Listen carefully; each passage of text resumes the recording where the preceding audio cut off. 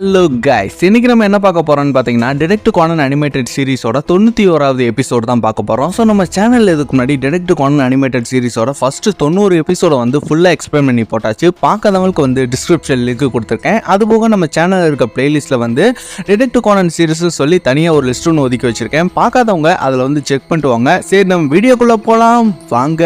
Starting சீனில் பார்த்துக்கிட்டிங்கன்னா Ron வந்து வீட்டுக்குள்ளே வந்துக்கிருக்கா. உள்ளே பார்த்துக்கிட்டிங்கன்னா மோரிசன் வந்து ஃபுல்லாக ட்ரிங்க் பண்ணிட்டு நல்லா தூங்கிக்கு இருக்காரு. சொன்னே ரான் வந்து, அப்பா இன்னைக்கு வந்து ஒகினா யோகோவோட கான்செர்ட் இருக்கு, அதை நீங்க மறந்துட்டீங்களா அப்படின்னு சொல்றப்ப மோரிசன் வந்து மெதுவா எழுந்து கண்முழிச்சு பார்க்கறாரு. ஸோ டயத்தை பார்த்ததும் மோரிசன் வந்து பயங்கரமா அரண்டுறாரு. ஐயோ டைம் ஆயிடுச்சா, என்னோட சாக்ஸங்க, என்னோட டை எங்க அப்படின்னு சொல்லிட்டு வேகமா அந்த ஷோக்கான டிக்கெட் எடுத்துட்டு வேகமா ஓடும் பொழுது படிக்கட்டுல இருந்து தவறி பொத்துன்னு கீழே விழுந்துடுறாரு. சொன்னி ரான் வந்து, அப்பா என்னாச்சு அப்படின்னு சொல்றப்ப மோரிசன் வந்து டிக்கெட்டை பிடிச்சபடியே பொத்துன்னு விழுந்து கிடக்குறாரு. ஸோ அடுத்து பார்த்துக்கிட்டிங்கன்னா ஆம்புலன்ஸில் வந்து மோரிசன் போய்க்கிருக்காரு. ஸோ மோரிசனுக்கு பார்த்துக்கிட்டிங்கன்னா காலில் வந்து கட்டு போட்டிருக்காங்க. ஸோ மோரிசன் வந்து, சார் என்னை எப்படியாச்சும் ஒகினா யோகோவோட கான்சர்ட்டில் கொஞ்சம் ட்ராப் பண்ண முடியுமா, இன்னைக்கு தான் உங்களோட லாஸ்ட் ப்ரோக்ராம் சார் ப்ளீஸ் அப்படின்னு சொல்கிறப்ப அந்த டாக்டர் வந்து, இது ஆம்புலன்ஸ், நீங்கள் நினைக்கிற மாதிரி இது ஒன்றும் டாக்ஸி கிடையாது அப்படின்னு சொல்கிறப்ப அடுத்து பார்த்துக்கிட்டிங்கன்னா பைகா ஜென்ரல் ஹாஸ்பிட்டலில் காட்டுறாங்க. அங்கே இருக்கிற மோரிசனை பார்க்கறதுக்காக நம்ம ஜென்டா, ஐமி, மிட்சுகி, கானன் எல்லாருமே வந்திருக்காங்க. சொன்னி ஜென்டா வந்து, இந்த ஹாஸ்பிட்டல் என்ன இவ்வளோ பெருசாக இருக்குது அப்படின்னு சொல்கிறப்ப ஜென்டா வந்து, அங்கிள் எந்த ரூமில் இருக்காங்கன்றதை நம்ம எப்படி கண்டுபிடிக்கிறது அப்படின்னு சொல்கிறப்ப கானன் வந்து, நான் போய் டெஸ்கில் கேட்டுட்டு வரேன் அப்படின்னு சொல்லிட்டு அங்கேருந்து போகிறான். அதே டைம் பார்த்துக்கிட்டிங்கன்னா ஹாஸ்பிட்டலில் இருக்க 2 நபர்கள் வந்து யாரையோ மர்மமாக வாட்ச் பண்ணுறது தெரியுது. அடுத்து பார்த்துக்கிட்டிங்கன்னா கானன் வந்து, அங்கிள் வந்து 503 இருக்காராம், வாங்க போகலாம் அப்படின்னு சொல்லிட்டு எல்லாரும் அங்கேருந்து கிளம்புறாங்க. ஸோ அடுத்து பார்த்துக்கிட்டிங்கன்னா நம்ம ஜென்டா, ஐமே, மிட்சுகி, கானன் எல்லாருமே வந்து மோரிசன் வார்டுக்குள்ளே போயிடுறாங்க. சொன்னி மோரிசன் வந்து, நீங்கள் நான் கீழே விழுந்ததை கிண்டல் பண்ணியிருப்பீங்கன்னு எனக்கு நல்லா தெரியும், அதுக்கெல்லாம் நான் ஃபீல் பண்ண மாட்டேன். ஆமாம், எதுக்காக நீ ஃபுட்பாலை எடுத்துகிட்டு வந்த அப்படின்னு சொல்கிறப்ப அயுமி வந்து, கானன் எங்கள் எல்லாருக்கும் பார்க்கில் வச்சு சாக்கர் சொல்லி கொடுத்துருக்கான் அப்படின்னு சொல்கிறப்ப அடுத்து பார்த்துக்கிட்டிங்கன்னா மோரிசன் பக்கத்து பெட்டில் இருக்க ஒரு நபர் வந்து, பரவாயில்லையே உங்களை பார்க்கறதுக்கு கூட இவ்வளோ ஆட்கள் வந்திருக்காங்களே, எனக்கும் ஆரம்பத்தில் நிறைய விசிட்டர்ஸ் வந்தாங்க, ஆனால் அது போக போக அப்படியே குறைஞ்சிடுச்சு, அதனால் அவங்கக்கிட்ட கொஞ்சம் சிரித்து பேசுகிறது நல்லது, நான் சொல்கிறது சரிதானே அப்படின்னு சொல்றப்ப அந்த வயசான பெரியவருக்கு பக்கத்து பெட்டில் இருக்க நபர் வந்து முகத்தை வந்து திருப்பிக்கிறாரு. சொன்னி மோரிசன் வந்து, ஆமா அவர் யாரு அப்படின்னு சொல்றப்ப அந்த வயசான பெரியவர் வந்து, இவர் வந்து ஒரு வாரத்துக்கு முன்னாடி கார் ஆக்சிடென்ட்ல இங்க வந்தாரு அப்படின்னு சொல்றப்ப அடுத்து பார்த்துக்கிட்டிங்கன்னா அந்த வார்டுக்குள்ள வந்து ஒரு நபர் என்ட்ரி கொடுக்குறாரு. அவரோட பேர் வந்து யோசியோ. அவர் வந்து அந்த வயசான பெரியவரோட பையனா இருக்காரு. சொன்ன இந்த வயசானவர் வந்து, யோசியோ உன்னை பார்த்ததுல ரொம்ப சந்தோஷம், மோரிசன் இவன் தான் என்னோட பையன் அப்படின்னு சொல்றப்ப யோசியோ வந்து, அப்பா இப்போ உங்களுக்கு எப்படி இருக்கு, நீங்க டேப்லெட்லாம் ஒழுங்கா சாப்பிட்றீங்களா அப்படின்னு சொல்றப்ப அந்த வயசான பெரியவர் வந்து, ஐயோ டேப்லெட் போட மறந்துட்டேனே அப்படின்னு சொல்றப்ப யோசியோ வந்து, அப்பா உங்களுக்கு கொஞ்சம் கூட கவனமே இல்லை, உங்களுக்கு சுகர் இருக்குன்றதை நீங்க மறந்துட்டீங்களா, இந்தாங்க அப்படின்னு சொல்லிட்டு ஒரு டேப்லெட் எடுக்கிற சாக்கில் அவர் குடிக்கிற தண்ணியில ஒரு மாத்திரையை வந்து உள்ள போட்டு கொடுத்துட்றாரு. ஸோ அது தெரியாம அந்த வயசான பெரியவர் வந்து அதை குடிச்சிடுறாரு. ஆமா என்னோட பேத்தி யுமிகோ எங்க அப்படின்னு சொல்றப்ப யோசியோ வந்து பயங்கரமா ஷாக் ஆயிடுறாரு.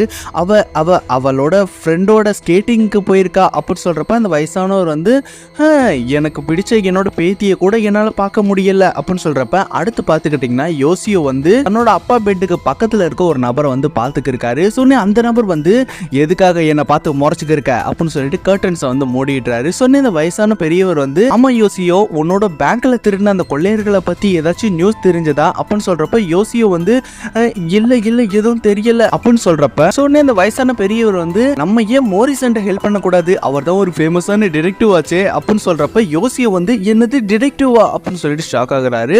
அதே சமயம் மோரிசன் வந்து, சொல்லுங்க உங்களுக்கு என்னாச்சு அப்படின்னு சொல்றப்ப யோசியோ வந்து, அதாவது நான் திருடங்க வந்ததும் நான் தான் டெஸ்க்கு கீழே ஒழிஞ்சுக்கிட்டேனே, எனக்கு யாரையுமே தெரியாது அப்படின்னு சொல்றப்ப கானன் வந்து, அந்த 100 மில்லியன் yen திருடினாங்களே அந்த பேங்க்லயா நீங்க வேலை பார்த்தீங்க அப்படின்னு சொல்றப்ப அந்த வயசானவர் வந்து, ஆமா அது மட்டும் இல்லாம அந்த திருடங்க வந்து பட்டப்பகல்லே திருடினாங்க, யாரையும் அவங்க தாக்கவே இல்லை, அங்க இருக்க எல்லா செக்யூரிட்டி சிஸ்டமே அவங்க டிசபிள் பண்ணி தான் திருடினாங்க அப்படின்னு சொல்றப்ப ஜென்டா வந்து, அந்த பணத்துக்கு நம்ம எவ்வளோ ஈல் ரைஸ் வாங்கலாம் அப்படின்னு சொல்றப்ப கானன் வந்து, அந்த பேங்க்ல எத்தனை பேர் திருடினாங்கன்னு உங்களுக்கு தெரியுமா, அவங்க கையை தூக்குங்க இது பண்ணுங்க அப்படின்னு ஏதாச்சும் சொன்னாங்களா அப்படின்னு சொல்றப்ப யோசியோ வந்து, அந்த திருடங்க வந்து நீங்கள் சாகக்கூடாதுன்னா ஓடாமல் அசையாமல் ஒரே இடத்துல இருக்கணும் அப்படின்னு சொன்ன விஷயத்தை வந்து அவர் நினச்சி பார்த்துக்கிருக்காரு. ஸோ உடனே யோசியும் வந்து இல்லை எனக்கு எதுவும் ஞாபகம் இல்லை, நான் போகிறேன் அப்படின்னு சொல்கிறப்ப அந்த வயசான பெரியவர் வந்து அடுத்த முறை எனக்கு வர்றப்ப ஏதாச்சும் ப்ரெசென்ட் வாங்கிட்டு வா அப்படின்னு சொல்கிறாரு. ஸோ அடுத்து பார்த்துக்கிட்டிங்கன்னா யோசியும் வந்து சோகமாக ஒரு விண்டோ கிட்ட நின்று பார்த்துக்கிருக்காரு. ஸோ அந்த இடத்துல பார்த்துக்கிட்டிங்கன்னா நம்ம டகாகி வந்துக்கிருக்காரு. நாங்கள் வந்து போலீஸ், உங்கள் அப்பா பெட்டுக்கு பக்கத்தில் கார் ஆக்சிடெண்ட்டில் ஒருத்தர் வந்து அட்மிட் ஆயிருக்காருல, அவரை பார்க்கறதுக்கு யாராச்சும் வந்தாங்களா அப்படின்னு சொல்கிறப்ப யோசியும் வந்து இல்லை நானே 2 வாரத்துக்கு அப்புறம் இப்போதான் எங்கள் அப்பாவை பார்க்க வந்தேன் அப்படின்னு சொல்லிட்டு அங்கேருந்து போய்க்கிருக்காரு. அதே சமயம் பார்த்துக்கிட்டிங்கன்னா மிட்சுகி வந்து அந்த கொலைகாரங்க பணத்தை போட்டில் எடுத்துட்டு இந்நேரம் எஸ்கேப் ஆயிருப்பாங்க அப்படின்னு சொல்கிறப்ப அயோமி வந்து அப்படிலாம் பண்ணியிருக்க மாட்டாங்க, அவங்க மலையில் எங்கேயாவது மறைச்சி வச்சுருப்பாங்க அப்படின்னு சொல்கிறப்ப ஜெண்டா வந்து எனக்கு தெரிஞ்சு ஏதாச்சும் ஒரு பெரிய கப்பலில் அவங்க கூத்தடிச்சுக்கிட்டு இருக்கலாம் அப்படின்னு சொல்கிறப்ப இது எல்லாத்தையும் அந்த வயசானவர் பக்கத்து பெட்டில் இருக்கிற நபர் வந்து கேட்டுக்கிருக்காரு. அதே சமயம் கானன் வந்து திருடின பணத்தை அதுக்குள்ளே அவங்க செலவு பண்ண வாய்ப்பே கிடையாது, எனக்கு தெரிஞ்சு அவங்க எங்கேயாச்சும் மறைச்சு வச்சுருந்துருக்கணும் அப்படின்னு சொல்கிறப்ப மோரிசன் வந்து இல்லைன்னா அவங்க நம்ம பக்கத்திலே கூட மறைஞ்சிருக்கலாம் அப்படின்னு சொல்கிறப்ப பக்கத்து பெட்டில் இருக்கிற நபர் வந்து பயங்கரமாக ஷாக் ஆகிடுறாரு. அதே சமயம் மோரிசன் வந்து நான் சொன்னது சரிதானே அப்படின்னு சொல்லிட்டு பக்கத்து பெட்டில் இருக்க அந்த வயசானவரை பார்த்து கேட்கும் பொழுது அவர் வந்து நல்லா தூங்கிட்டுறாரு. சொன்ன மோரிசன் வந்து சரி அவர் நல்லா தூங்கிட்டாரு போல. ஏய் கோனன், இன்னைக்கு 3 மணிக்கு சரியா ஒகினோ யோகோவோட மியூசிக் ஷோவை வந்து டிவியில் போடுறாங்க, அதை நான் உடனடியாக பார்த்தாகணும், லாபியில் தான் அந்த டிவி வச்சிருக்காங்க, நீ உடனடியாக போய் எனக்கு ஒரு வீல் சேர் எடுத்துட்டு வா அப்படின்னு சொல்கிறப்ப மோரிசன் வந்து நான் எங்கிருந்தாலும் ஒகினோ யோகோ பார்த்தே அவன் அப்படின்னு சொல்லி இருக்கும் பொழுது மோரிசனோட பெட்டுக்கு கீழே யாரோ வந்து மைக்கை ஃபிக்ஸ் பண்ணி வச்சிருக்கிறது தெரியுது. ஸோ அடுத்து பார்த்துக்கிட்டிங்கன்னா யோசியோ வந்து இல்லை என்னால் முடியாது எனக்கு ரொம்ப பயமாக இருக்குது அப்படின்னு சொல்லி இருக்கும் பொழுது அதே சமயம் பின்னாடி வந்து ஒரு நபர் இருக்காரு.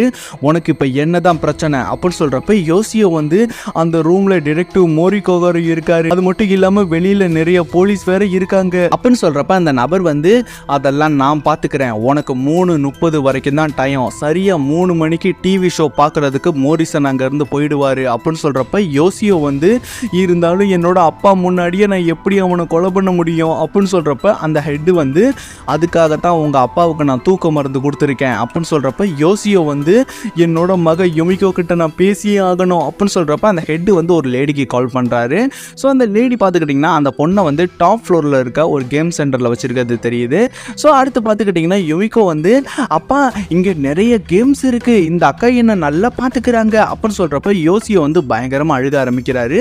ஸோ அந்த ஹெட்டு வந்து இந்த ஸ்வீட் பாக்ஸை பிடி, உள்ள ஒரு கன் இருக்கு, சரியா 3:30க்கு டாக்டர்ஸ் ரவுண்ட்ஸ் வர்றதுக்குள்ள அவன் கதையை நீ முடிச்சிடணும் அப்படின்னு சொல்றப்ப யோசியோ வந்து நான் எப்படி கொலை பண்றது, என்னால முடியாது, நான் யாரையும் கொலை பண்ண மாட்டேன் அப்படின்னு சொல்றப்ப அந்த ஹெட் வந்து ஒழுங்கா நீ அவனை கொலை பண்ணி ஆகணும், இல்லைனா உன்னோட மகளை ஆப்போசிட்ல இருக்க பில்டிங்கோட மாடியில இருந்து தூக்கி எரிஞ்சிடுவேன் அப்படின்னு சொல்றப்ப அடுத்து பார்த்துக்கிட்டீங்கன்னா கானன் வந்து பாத்ரூம்ல இருந்து வெளியில வந்து இருக்கான். சொன்ன ஜென்டா வந்து நீ எங்க போன கானன் அப்படின்னு சொல்றப்ப கானன் வந்து எனக்கு வயிற்று கலக்கிடுச்சு அப்படின்னு சொல்றப்ப ஜென்டா வந்து ஆமா நீ கையை வாஷ் பண்ணியா அப்படின்னு சொல்றப்ப கானன் வந்து இவன் திருந்தவே மாட்டான் அப்படின்னு சொல்லி இருக்கும் பொழுது அடுத்து பார்த்துக்கிட்டீங்கன்னா அதே பாத்ரூம்ல வந்து நம்ம இன்ஸ்பெக்டர் மெகரையும் டகாகியும் வந்து பேசிக்கிருக்காங்க. சொன்ன இன்ஸ்பெக்டர் மெகரே வந்து சரி சொல்லு அப்படின்னு சொல்றப்ப டகாகி வந்து சார் டயர் மார்க்கெல்லாம் வச்சு பார்க்கும் பொழுது அந்த கொள்ளைக்காரங்க எல்லாம் கார்ல தான் எஸ்கேப் ஆகியிருந்திருக்காங்க, அந்த காரை ஓட்டுனது வந்து இந்த ஹாஸ்பிட்டல் அட்மிட் ஆயிருக்க அக்காபானேன்னு தெரிய வருது,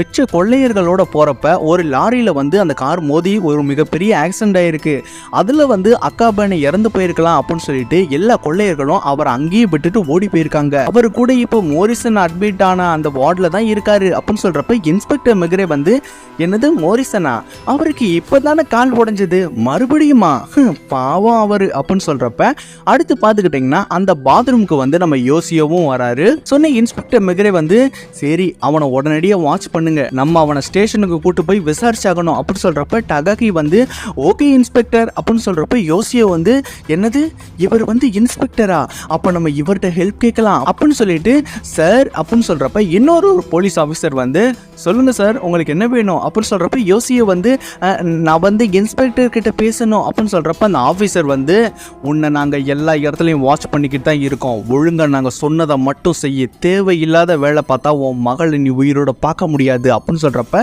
இன்ஸ்பெக்டர் மெகரே வந்து வந்து என்னவா அவருக்கு அப்படின்னு சொல்றப்ப அந்த ஆஃபீஸர் வந்து ஒன்றும் இல்லை சார் மருந்து கேட்டுக்கு இருக்காரு அப்படின்னு சொல்றப்ப டகாகி வந்து அது டாக்டர்கிட்ட தானே கேட்கணும், எதுக்கு அவர் போலீஸ்கிட்ட கேட்குறாரு அப்படின்னு சொல்லிட்டு சிரிச்சுட்டு எல்லாருமே அங்கேருந்து போயிடுறாங்க. ஸோ அடுத்து பார்த்துக்கிட்டிங்கன்னா யோசியோ வந்து வெளியே தன்னோட மக இருக்க அந்த பில்டிங்கை வந்து பார்த்துக்கிருக்காரு. பக்கத்துலேயே அந்த ஹெட்டும் வந்து அவரை வாட்ச் பண்ணிக்கிருக்கான். அதே சமயம் மோரிசன் வந்து வீல் சேரில் போய்க்கிருக்காங்க. ஸோ பின்னாடியே நம்ம அயூமி, மிட்சுகி, ஜென் டைலர் வேகமாக தள்ளிக்கிருக்காங்க. ஸோ மோரிசன் வந்து சீக்கிரம் சீக்கிரம் அந்த ஷோ போட்டுற போகிறாங்க அப்படின்னு சொல்லிட்டு போகும்பொழுது மோரிசனோட கால் வந்து முன்னாடி நிற்கிற நம்ம கானனோட முகத்தில் இடிச்சிடுது. ஸோ மோரிசன் வந்து நீ எங்கே போன கானன், யோகோச்சோனோட ஷோவை மட்டும் நான் மிஸ் பண்ண, அதுக்கு காரணம் நீ தான் அப்படின்னு சொல்கிறப்ப அடுத்து பார்த்துக்கிட்டிங்கன்னா மோரிசனை வந்து லாபிக்கு கொண்டு வந்து சேர்த்துடுறாங்க. அங்கே பார்த்துக்கிட்டிங்கன்னா யோகோச்சோனோட டிவி ஷோ வந்து ஸ்டார்ட் ஆகிடுது. ஸோ அடுத்து பார்த்துக்கிட்டிங்கன்னா கானன் வந்து ஏய் கைஸ் இங்கே வாங்கல, நம்ம ஒரு வேலை பார்க்க போகிறோம் அப்படின்னு சொல்லிட்டு நம்ம ஜென்டா ஐயுமே மிட்சுகிட்ட வந்து கானன் வந்து கொசு கொசுன்னு பேசிக்கிருக்கான்.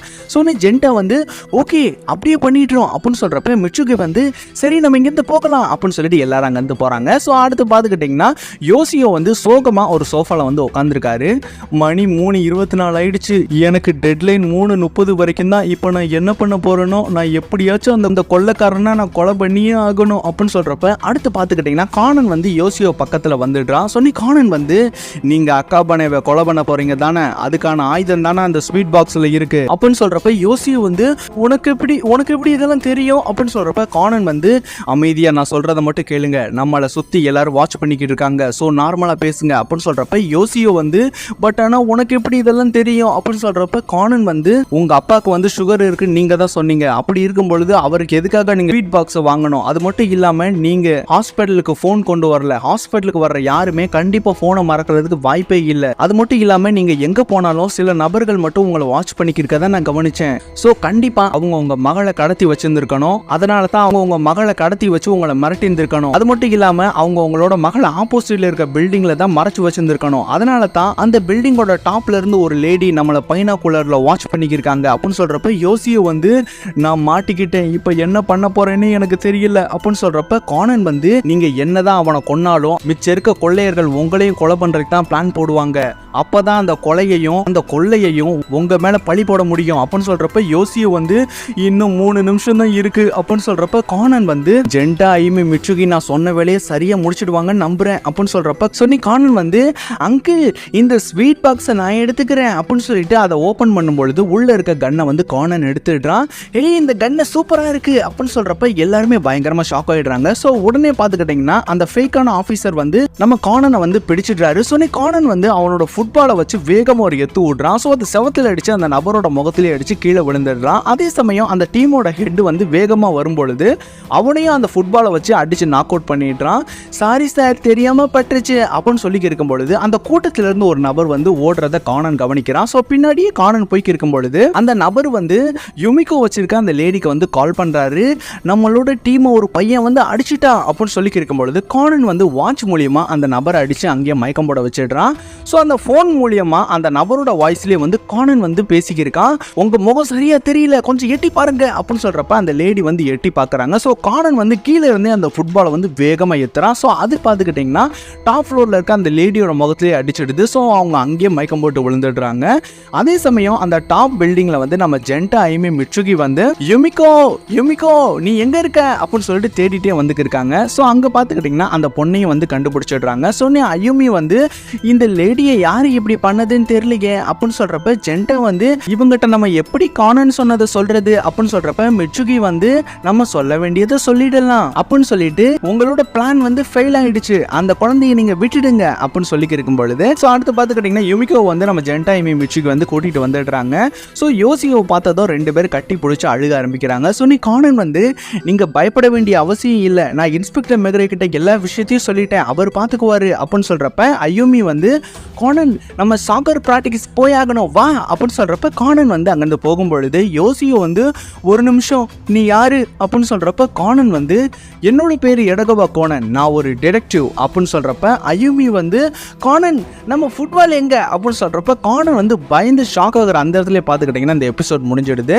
அப்படியே போஸ்ட் கிரெடிட் சீன் பார்த்துக்கிட்டிங்கன்னா ஹாஸ்பிட்டலில் இருக்க மோரிசனை பார்க்கறதுக்காக நம்ம ரான் வந்து ஃப்ளவர்ஸ் பொக்கையோட அங்கே வந்துருக்கா. ஸோ அங்கே இருக்க டெஸ்கில் வந்து மோரிகோகாரு அவரோட காலில் வந்து அடிபட்டிருக்கு, அவர் இப்போ எந்த ரூமில் இருக்காரு அப்படின்னு சொல்கிறப்ப திடீர்னு ஒரு சத்தம் கேட்குது, லெட்ஸ் கோ யோகோ மச்சான் அப்படின்னு சொல்லிட்டு மோரிசன் வந்து கத்திக்கிருக்காரு.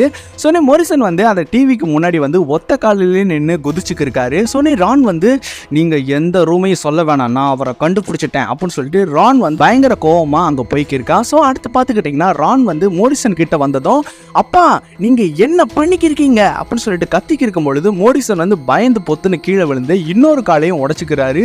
என்னோட கால் உடஞ்சிருச்சு டாக்டர் அப்படின்னு சொல்லிட்டு கத்திக்கு இருக்க அந்த இடத்துலயே பார்த்துக்கிட்டிங்கன்னா இந்த எபிசோட் முடிஞ்சிடுது. ஸோ இந்த வீடியோ வந்து உங்களுக்கு பிடிச்சிருக்கு நம்புறேன். இந்த வீடியோ உங்களுக்கு பிடிச்சிருந்துச்சுன்னா லைக் பண்ணுங்கள், ஷேர் பண்ணுங்கள், கமெண்ட் பண்ணுங்கள். மறக்காமல் ராஜு ரஞ்சு வாய்ஸ்ன்ற சேனலுக்கு சப்ஸ்கிரைப் பண்ணுங்கள். பாய், தேங்க்யூ.